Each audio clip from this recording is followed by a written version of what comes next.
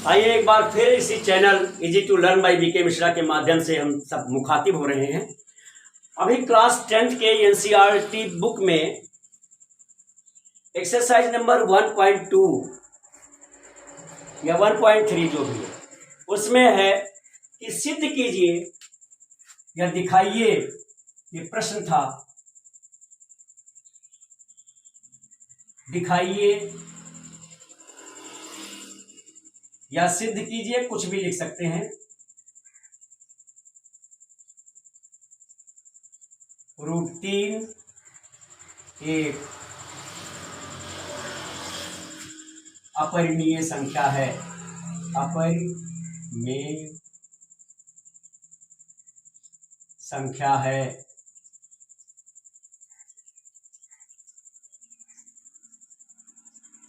ये मुझे दिखाना है। वैसे हम जानते हैं, पिछली क्लास में आप पढ़ भी चुके होंगे, जिसका रूट परफेक्ट रूट नहीं निकलेगा उन्हें हम अपरिमेय संख्या के रूप में जानते हैं, इरेशनल नंबर के रूप। मान लिया गया कि √3 √3 एक परिमेय संख्या है, रेशनल नंबर है, वेयर यानी √3 बराबर a/b, जहां a और b ऐसे पूर्णांक हैं जिनमें एक के अतिरिक्त कोई दूसरा उभयनिष्ठ गुणनखंड नहीं है, अर्थात ये सह अभाज्य हैं। a और b सह अभाज्य हैं। सह अभाज्य का मतलब जिसमें एक के अलावा कोई दूसरा उभयनिष्ठ गुणनखंड ना हो। अब हम क्या करेंगे, इस √3 बराबर a/b को के दोनों पक्षों में वर्ग करेंगे, स्क्वायरिंग बोथ साइड। अब जब हम इस दोनों पक्ष का वर्ग करेंगे तो √3 का अगर जो स्क्वायर होगा, जो वर्ग होगा, वो 3 होगा, क्योंकि किसी भी रूट का जब हम स्क्वायर करते हैं तो रूट हट जाता है। किसी नंबर का स्क्वायर करते हैं तो वो उसी को उसी से मल्टीप्लाई कर देते हैं। हम ऐसे भी देख सकते हैं, मान लो √3 का करें तो 3 3 जा 9, जिस पर रूट लगा है तो 3 आ जाएगा। इसलिए कोई इस रूट के अंदर की संख्या का जब हम स्क्वायर करते हैं तो हम वही संख्या लिख देते हैं। यहां आएगा 3 = a²/b²। इसका हम क्रॉस मल्टीप्लाई करते हैं, या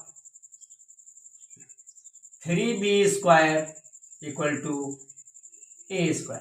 इसका मतलब है कि ये 3a² को विभाजित करता है, ये 3a² को विभाजित करता है। मतलब 3 से a² को जब मैंने विभाजित किया तो उसका भागफल आया है b²। तो 3a² को विभाजित करता है। मेरी एक परिमेय है 1.3। 1.3 परिमेय के अनुसार अगर 3a² को विभाजित करता है तो 3a को भी विभाजित करेगा, ऐसी मेरी एक परिमेय है। अब अगर ऐसा है तो जब हम 3 से a को विभाजित करेंगे तो मुझे कोई और नंबर मिलेगा। अतः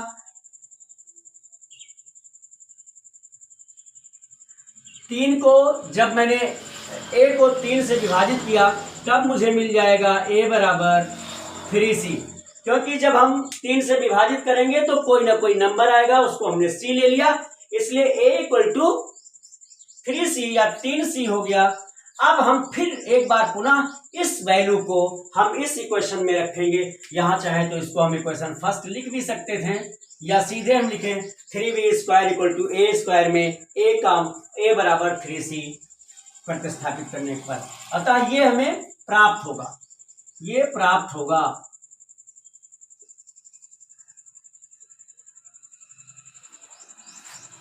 इस प्रकार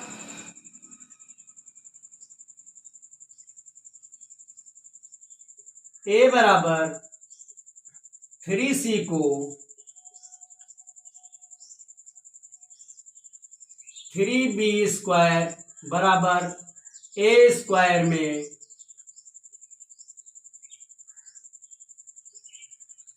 रखने पर, अब यहां मैंने बाद में समीकरण लिखा था, नंबर डाल दिया था, आप ये भी लिख सकते थे कि ये प्राप्त होगा और इसका मान समीकरण 1 में रखने पर। जब हम इसका मान समीकरण 1 में रखेंगे तो हमें फिर एक नई संख्या मिलेगी।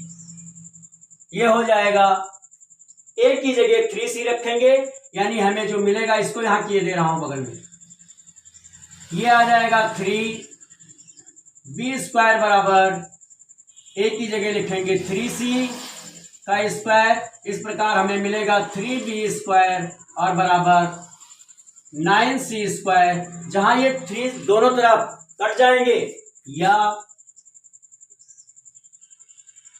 b² बराबर 3c²। अब जब हमें ये संख्या मिल गई तो 3 यानी 3 b² को विभाजित करेगा, डिवाइड करेगा, तो 3 या 3 b को भी डिवाइड करेगा। अतः 3 b² को विभाजित करता है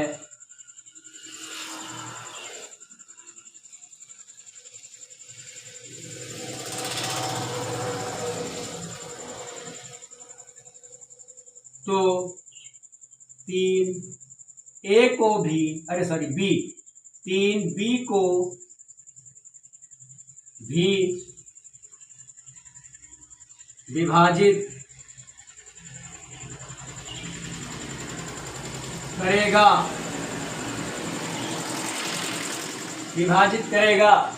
परिमेय है हमारी 1.3, चाहे यहां भी लिख दें कि परिमेय 1.3 के अनुसार,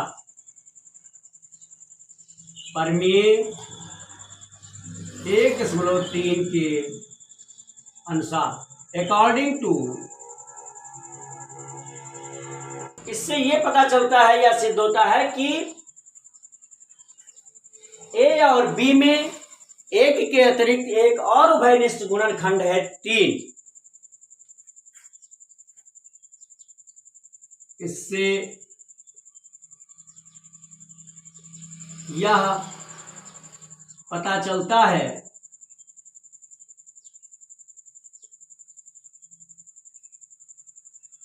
कि ए और बी में एक।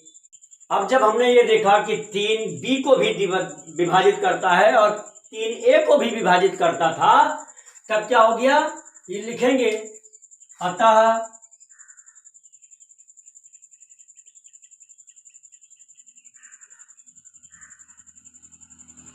ए और बी में एक के अतिरिक्त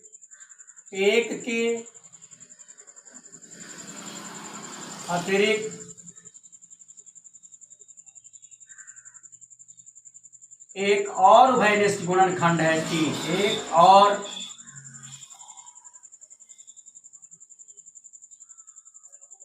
उभयनिष्ठ गुणनखंड 3 है, गुणनखंड 3 है, क्योंकि हमने पीछे देखा कि 3 ए को भी डिवाइड करता है, 3 बी को भी डिवाइड करता है। परंतु यह विरोधाभास हमें क्यों प्राप्त हुआ, इस तथ्य का विरोधाभास हुआ। विरोधाभास है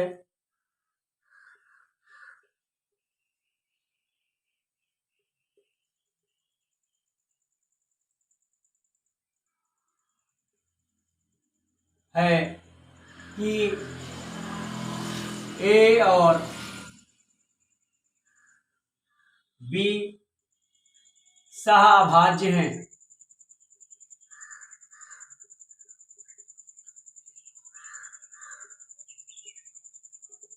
सहाभाज्य का मतलब जिसमें एक के अतिरिक्त कोई दूसरा उभयनिष्ठ गुणनखंड ना हो, और यहां दोनों में हमने देखा कि 3 मिल गया। अतः निष्कर्ष निकलता है, परंतु यह विरोधाभास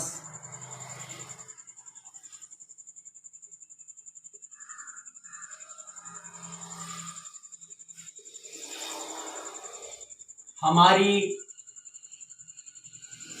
गलत कल्पना से प्राप्त हुआ, या त्रुटिपूर्ण भी लिख सकते हैं, गलत कल्पना से प्राप्त हुआ कि √3 एक परिमेय संख्या है।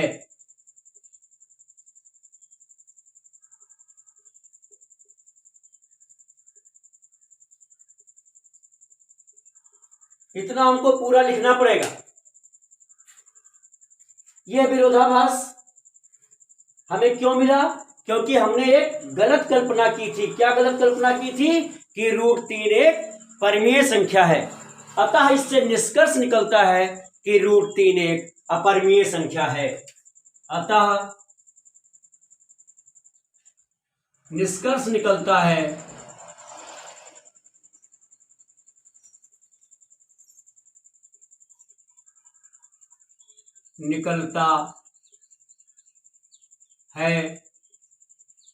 √3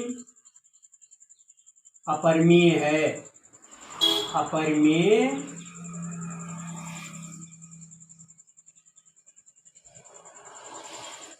संख्या है।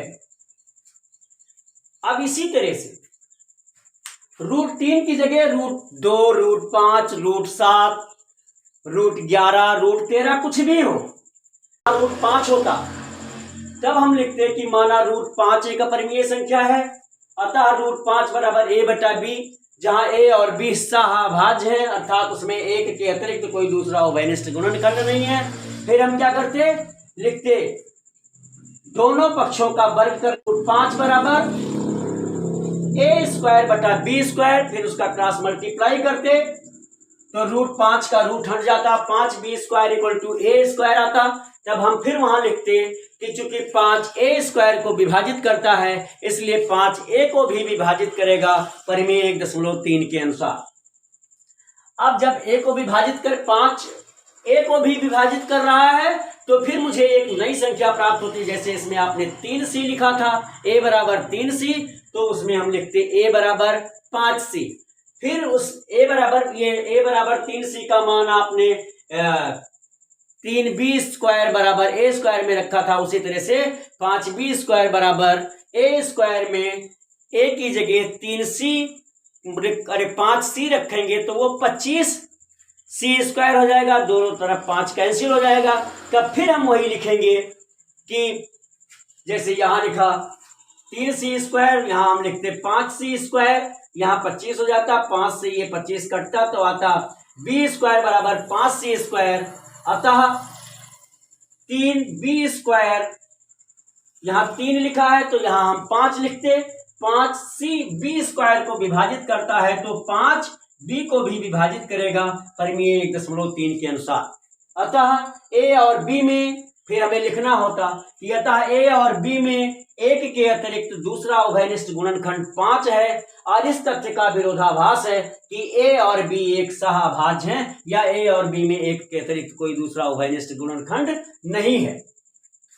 परंतु यह विरोधाभास हमारी गलत कल्पना से प्राप्त हुआ। क्या गलत कल्पना थी? कि √5 एक अपरिमेय संख्या है, ऐसा मैंने मान लिया था। अतः निष्कर्ष निकलता है कि √5 एक अपरिमेय संख्या है। बस इसी तरह से √7 का होगा तो जहां आपने 3 लिखा है वहां 7 लिखेंगे, जहां 3 का वर्ग 9 आया है वहां 7 का वर्ग 49 हो जाएगा। इसी तरह से अगर 11 का आता है तो वो भी करेंगे। कोई भी रूट वाली संख्या होगी, यहाँ √3 की जगह उसी संख्या को लिखेंगे, जैसे 3 का वर्ग किया गया है वैसे उस संख्या का वर्ग करेंगे। और ये सारा लिखने का तरीका यही होगा। एक सिस्टम है जो आप अगर याद कर लेंगे तो अच्छी तरह से कभी दिक्कत नहीं होगी। मुझे लगता है शायद ये आपको समझ में आया भी होगा, और अगर आया है तो अपने मित्रों को शेयर भी कर दें, उनसे मेरे चैनल को सब्सक्राइब करने के लिए भी कर दें। और आपकी कोई भी problem mathematics, physics, grammar, English के और हिंदी के व्याकरण में हो तो निसंकोच आप मेरे व्हाट्सएप नंबर 9452510385 945251 385 पर लिखकर भेजें। मेरी पूरी कोशिश होगी कि आपका समस्या का समाधान आपकी समस्या का समाधान आप तक जरूर पहुंच जाए। धन्यवाद। Thank you so much.